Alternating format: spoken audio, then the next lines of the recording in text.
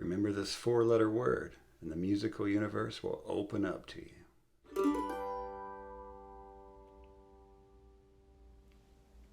Welcome to COMANDOLIN. Today, possibly one of my more important videos I've put up. Something I consider central to playing a musical instrument or being a musician is reading music.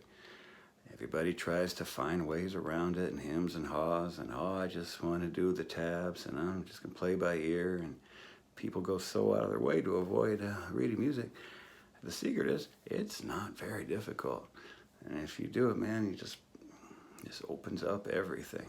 So give me about, I don't know what this video is going to take here, about the next 12-15 minutes. Half the time it takes to watch a Seinfeld can change your musical life. All right, so step one, of course, is you need to know the notes on the mandolin. And if you don't already, I have a link down below in the video called, shockingly, What Are the Notes on the Mandolin? Watch that first and come back, because knowing what the notes are in the paper doesn't do you any good if you don't know where the note is on the fretboard. But once you know where the notes are on the fretboard, man, we're going to rock and roll with this and knock it out in no time. Hey, before we get going, be sure to subscribe down below. COMANDOLIN, doing a lot of these lessons and tutorials and things of that nature. Got the store down below with the t-shirts and stickers and stuff and hoodies. And of course, I always put the PayPal down there. If you're watching the channel, getting something from the channel, could kick it $1 or $2. Hey, that'd be awesome. But today, let's get after it, huh? Reading music. So of course, your first thought might be, but Neil, why do I need to learn to play music? There's awesome channels like your own, rock and pop mandolin, mando lessons, lots of places, lots of channels giving good lessons. There's mandolin books, classical mandolin books. You're like, why should I need to learn to read music? We're just scratching the surface. We're just the minusculest part of music here. The whole world is written in real music, not mandolin tabs. Wander on down to your local music store and just see all the sheet music they have. You can just individual songs. I guess I got a couple of Kermits. You know, individual songs. You know, Broadway shows. Get fake books, just big books that have just song after song after song. There's no mandolin tabs. It's just music. Get a big piano fake book. That's what they're called, fake books, where they just list, it's just the melody and the chords. And if you're lucky, like up here, they'll even draw out the piano chords. So if you know what notes you're looking for, but I don't want to get ahead of myself. But fake book, this is why you want to read music. There's so many songs that are open to you if you can just put together a few simple notes like I'm going to show you right now. All right, so here's some lines of music notation here that we're going to work with to get started with. Now, the first thing I want to mention is we're only dealing with treble clef here. So you want to look for this symbol. There's a whole nother row of lines. That's the bass clef. In piano music, that would be for the left hand. We're playing the right hand part of pretty much any piano song. So a piano player would have the left hand would be the bass clef, which would look like this, and we're not concerned with right now. So don't even pay any attention to that if you see that written anywhere. We're going to talk treble clef, and we're going to explain the notes on the line. But first, here's the word you need to know. Face. All right, here we are back at our music now. But now we have face written in here. Notice where they are. F is right here. A is in the next space.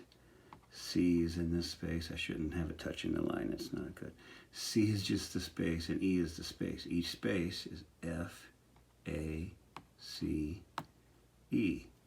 From there, we can figure out what's between them. What's between F and A? G. F, G, A, then the line is B, and then C, and then this next line is D, and then E. I really wish I had had my C touching that line, because the line is B, F, G, and then A. Line is B, C, E. What comes after E? That line is F. Then if there's a note above the line, it's G. What if I want to keep going? You'll see sometimes there'll be another line up here with a note. You can just figure it out from here. E, and then the line is F, space is G, and then it's A. You just count the line, and you count the space. So a note here is going to be an F. A note here is going to be a B. You just figure this out by where they are. If it's between the C and the E, well, it's going to be a D. If it's the line right after the E, it's going to be the F. If there's a line right, F is the space, the line is E. If there's a note below the line, well, that's going to be D. And then if there is another line here with a note, well, that's C. And then a B below it. And no matter how many lines there are, there might be one or two, because the mandolin is such a high stringed instrument, high pitched. This line is A, and then B, another line would be C.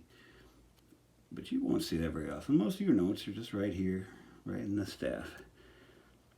F, A, C, E.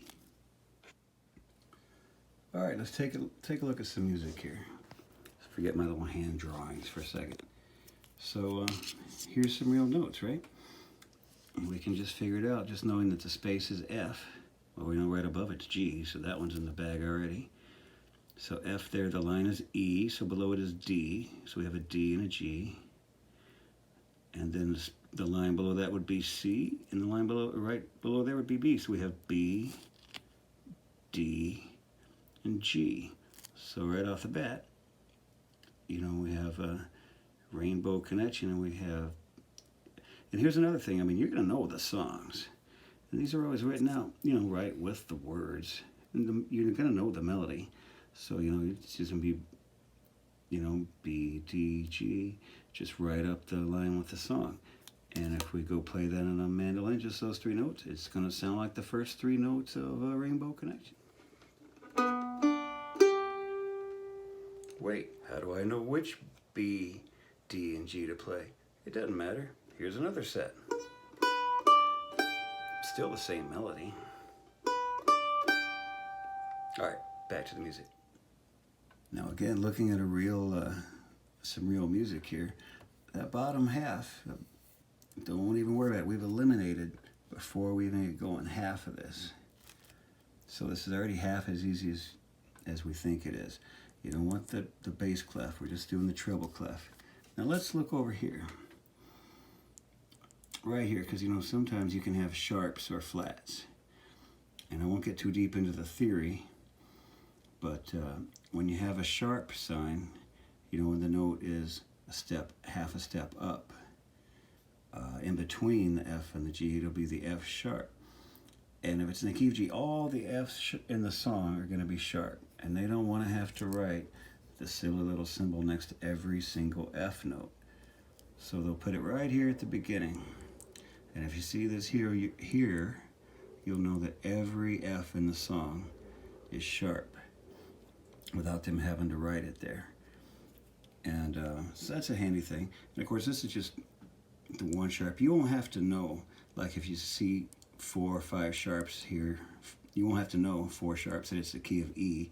You'll just be able to see that, F, G's, C's, and D's would be sharp. But see, again, this is F. The top line is F, because we've gone F, A, C, E. The space is E, and the line is F. And there's a sharp there. All the F's are going to be sharp. So that's something to keep in mind as we go. And also, let's talk timing real quick. All right, we have to talk timing for a second. So, as you see the notes, how long to play the things for. Now, this is going to be generally pretty easy, because like I say, you're only going to be doing this to songs you already know. You're probably not going to be going into a studio session or something, or having someone set some Bach piece like this down in front of you and saying, play that. This is going to be a song that you already know and you like, and you're like, ooh, I would like to play this song, and here's the tune. So the timing is going to be in your head when you look these up. So you're going to be halfway home. But now here's what the music says. A large majority of the songs are in what they call 4/4 time. Enough songs are that they call it common time, because most songs are in 4/4 time, which means your bar has 4 beats. 1, 2, 3, 4. 1, 2, 3, 4. If you want your note to last that long, it's a whole note that just looks like this on the music. So it would last that whole beat. You would hit a note and it would last 1, 2, 3, 4. Now, if you only wanted a beat to last, or note to last half as long, 2 beats, you play a half note, which looks like this in the notation, and that lasts for 2 beats. So instead of 1, 2, instead of 3, 4, so you'd have 2 notes, 1, 2, 3, 4, and then it would be 1, 2, just that long. All right, quarter notes look like this, and they are every beat. 1, 2, 3, 4. Your notes go, or your music, your your melody note. 1, 2, 3, 4. So if you have 4 of those on the beat, and the last one I'll go into, because here's that beat, right? If you cut half, here, this is my quarter note beat, right? 1, 2, 3, 4. If I split that in half, 4. See what? That's 18th notes. 8th notes, sorry. 8th notes. It's late. So an 8th note is a half of a quarter note. And that's as far down as we're going to break here, because that's going to be 98% of your melody notes. So keeping that thought in mind, let's look back at the music again here. Let's take a look. Here's another super well-known melody. Here's Jingle Bell Rock, right? So you're going to have this in your head already, and you're going to be able to tell. Because remember, F, A, C, this note is a C. And it's dun, dun, dun. Well, Jingle Bell. You already got it right here. Jingle Bell, and then this is B. So C, C, C, B, B, B, A, B, A, E. So, I mean, before you've picked up the mandolin, you've got this thing already right here. So we've already got it in our minds before we even come to the strings. This is a little melody we just looked at there. Now let's look again at the little melody here and see that it writes the C chord and on top there. So we know the melody. It says the whole thing takes place under a C chord. Well, here's a C chord right here. And our melody happens to be the top note of it. So you could play a C chord.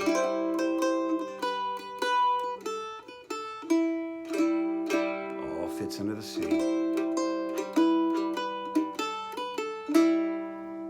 So, I mean, we've picked that much up. Got the first bar. Just like that. There's nothing to this. Here, take a look at another little melody here. Very well known tune, Raindrops Keep Falling on My Head, right? I've never played this, but I've got it in a book, and we can check it out. It's in C, and it's just 4/4 time there, treble clef. And here it's just E, E, E, F, E, D, C, E. So, I mean, it's our melody, just because just from hearing raindrops keep falling on my head, it's going to be in your head, right? So all you got to do is put notes to the melody. E, E, E, F, E, D, C, E. Let's see how that sounds. Sounds like it to me. And again, it's noted it's under a C chord. Sounds good. So you can work in part of the C chord, none of the C chord. It's just all there to use as much or as little as you need. And then you would just work your way. That's just one measure of it. We just work our way through. Let's just take a gander at 1 or 2 more things here. We don't want this to draw out forever. But here's 1 or 2 more lines. All right, so let's go back to our Jingle Bell Rock example and just break down a couple bars, just a little bit more so you get the hang of it. So here's bar number 1, which is just this. We talked about it before. It's the C note and then the B note. But it's literally the whole bar. Next bar, see there, it's A, B, A, E. So you string those two together. Now let's look at bar 3. See, it has A, B, A, E, and then up to that G note at the end. And then let's look at bar 4, which is A, B, A, and then ends on this F here. So just like that, we've got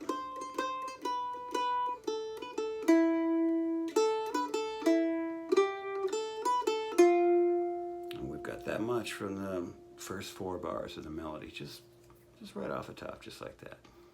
All right, thanks for tuning in on this hot and sticky night to learn a little bit about reading music. Just trying to touch on the basics here, just trying to make it where you can just pick a melody out of a fake book or out of a sheet. Just pick some notes off the paper, and it's just a game changer, absolute game changer. For especially doing what we're doing here, solo mandolin playing, trying to find oddball songs that hopefully don't have mandolin tabs if they're oddball enough, huh? But I read music, man, and it's all out there. But that's enough for tonight. I'm sure not going to overload this. I won't make it very complicated or anything. Sorry again for sweating all over the place. Wow, is it hot? But hey, thanks for tuning in, COMANDOLIN, and we'll see you next time.